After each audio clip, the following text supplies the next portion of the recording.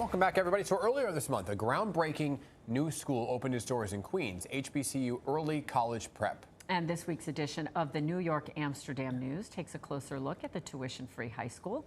Pix 11 teaming up with the publication for a monthly series. And joining us this morning is journalist Jason Ponterotto, whose in-depth article about the school is the cover story for the latest issue of the Amsterdam News. Thanks so much for being here, and congrats on landing the cover story. Good on you, my friend. Thank you so much. It's my first cover story. Nice. Whoa! Congrats. Wow. Welcome to the club. You should talk to Dan about his Emmy Awards. Oh, my gosh. Yeah, I know. Don't get him started. HBCU Early College Prep just launched this month, right? So they're onboarding just the freshman class, Yes. right? And it's staying a little bit on the smaller side. What is it that they are hoping to accomplish for this neighborhood, for these students and beyond? So HBCU Early College Prep, it's early college high school. Dr. Asia Johnson, the principal, she can definitely speak to this as well. But you know, this class, they definitely are just informing students about HBCUs and the power of HBCUs, what they can provide. I graduated from Howard University myself. Yeah. And, you know, just the level of, there's a lack of awareness and, you know, recruitment regarding the power of HBCUs and what they could provide students. And, you know, so this school in particular, I think all HBCU graduates can understand what the mission is. You know, the Queens community, a lot of the parents, they're all very excited from, you know, everything. Sure.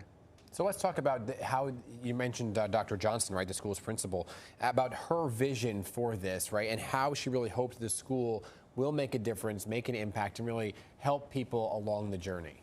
Absolutely. So, you know, in being in discussion, interviewing Dr. Johnson, it's very clear what, you know, the vision is. And as I mentioned, you know, us that have graduated from HBCUs, we understand how powerful it is, how you know, transformative it is. And you know, for Dr. Johnson, throughout her career in, you know, the New York City public school system, as an educator, as a principal, it's always been about opportunity and access for students. You know, she's taught in the South Bronx and Longwood school, high school, and you know, she's kind of been like a transformative, you know, figure wherever she's been. You know, when she came to Longwood, graduation rate was about, you know, in the low 40s, and then it ultimately, by the end of her tenure, was close to 90%. And so not only do you want to increase the graduation rate, but with a college preparatory school, you have your eye on the next 4 years after you're out of school. Absolutely. Howard, of course, is one of the pinnacles of the HBCUs. I know that Delaware State University is an exclusive academic partner with this. So how is that going to work? Talk about how this is helping to, you know, funnel kids down the road. Absolutely. So yeah, Delaware State University, DSU, is the exclusive partner for the school. And so yeah, there are a lot of special, you know, benefits of that partnership. So students beginning in the 11th grade will get the opportunity to take college courses directly from DSU faculty. That is incredible for parents, because you talk about the tuition. The bottom line is two parents that are putting away money into the 529s. Anytime you can get college credits for free. Yes. Right? And so the students, they, with those 64 transferable credits that they'll acquire, the students, they'll, in addition to a high school diploma, be able to graduate with their associate's degree, and the option of guaranteed admission for DSU.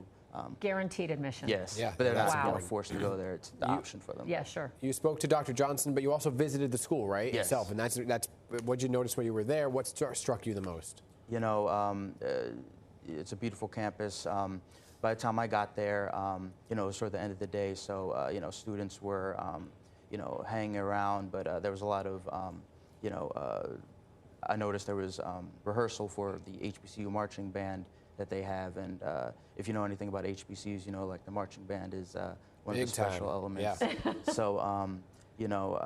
And also music runs so parallel to education, and those are the programs that we often see getting cut in underserved communities, because those are considered the extras, and yet they do so much to fire up the brain. The music and the math side go together. Yes, absolutely. Right? So things like that, and knowing that they're getting those additional programs as well, which Yes. just makes their education so much richer and fuller Absolutely. headed And into the college as well. For sure, and in addition, as far as like what I noticed, just the students are already excelling academically. One of the students I spoke to, Kavani John, is already in Algebra 2 class, which is traditionally like 11th grade class, and other students are taking AP seminar and AP courses. So they're very Basically intentional. getting access to all of the high-level education that Absolutely. we know is available, but sometimes isn't available in underserved That's what it communities. is. And Dr. Johnson, actually, that's, and I write about in the article, that's really one of the things that inspires her in her work, because she unintentionally opted herself out when she was, in junior high school, the Magnum program, because she knew she was that smart. She just, wasn't that motivated to do it. So then, throughout her career, she's made sure to, put students, particularly black students, who aren't given that level of access, making sure that they're not opting themselves out. Themselves out. So. Excellent stuff, Jason. Appreciate your article. Appreciate you coming in to talk about it, okay? Thank you so much, Dan. Good stuff, and you can check out the latest edition of the New York Amsterdam News, available now with the big cover story on it, okay? That's right. We expect to see you back here soon with another Yeah. cover story.